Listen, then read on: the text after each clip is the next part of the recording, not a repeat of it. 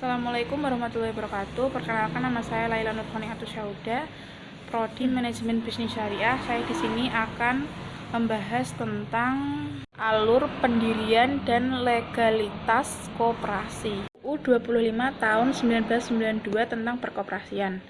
Koperasi adalah badan usaha yang beranggotakan orang atau seorang, atau badan hukum koperasi dengan melandaskan kegiatannya berdasarkan prinsip koperasi, sekaligus sebagai gerakan ekonomi rakyat yang berdasarkan atas kekeluargaan. Kemudian tujuan koperasi.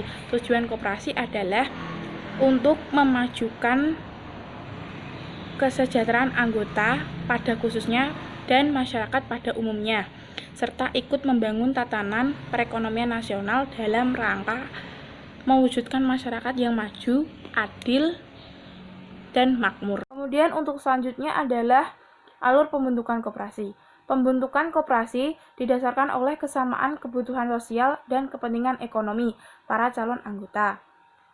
Kemudian di dalam koperasi tersebut terdapat dua jenis koperasi. Yang pertama, koperasi primer yang memiliki sekurang-kurangnya 20 anggota, dan koperasi sekunder yang minimal terdapat 3 badan hukum koperasi.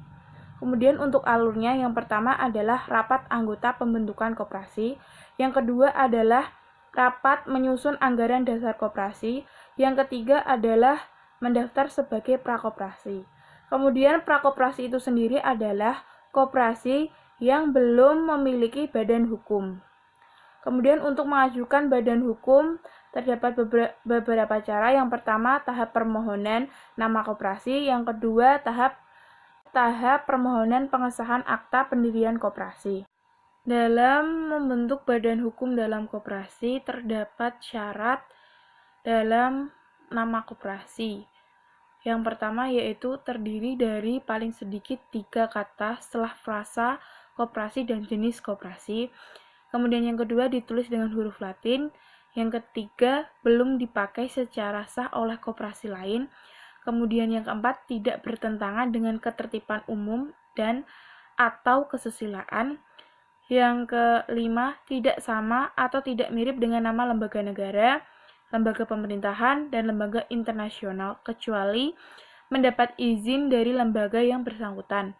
Kemudian yang terakhir, tidak terdiri atas angka atau rangkaian angka, huruf, atau rangkaian huruf yang tidak membentuk kata. Kemudian dalam tahap permohonan pengesahan badan koperasi terdapat beberapa. Yang pertama adalah permohonan harus mengajukan permohonan pengesahan akta pendirian koperasi kepada Menteri melalui Direktur Jenderal.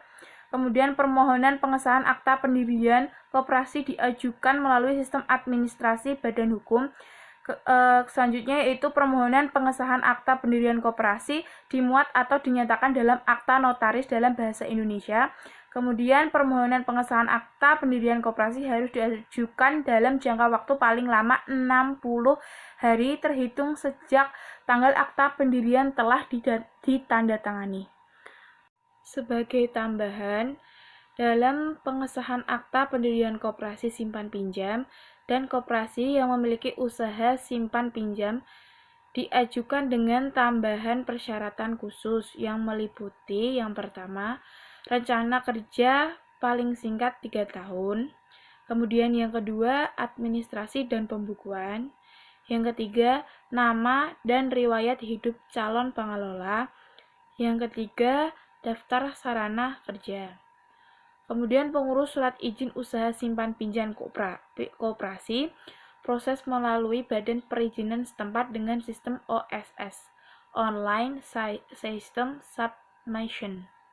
Kemudian untuk selanjutnya itu dokumen pendukung dalam pengajuan pengesahan badan hukum koperasi. Yang pertama, minuta akta pendirian koperasi beserta berkas pendukung akta. Yang kedua adalah berita acara rapat pendirian koperasi, termasuk pemberian kuasa untuk mengajukan permohonan pengesahan. Yang ketiga yaitu surat bukti penyetoran modal paling sedikit sebesar simpan pokok serta dapat ditambah simpanan wajib dan hibah. Demikian yang dapat saya sampaikan. Kurang lebihnya Saya mohon maaf atas perhatiannya. Saya ucapkan terima kasih. Akhir kata, wabillahi taufiq wal hidayah.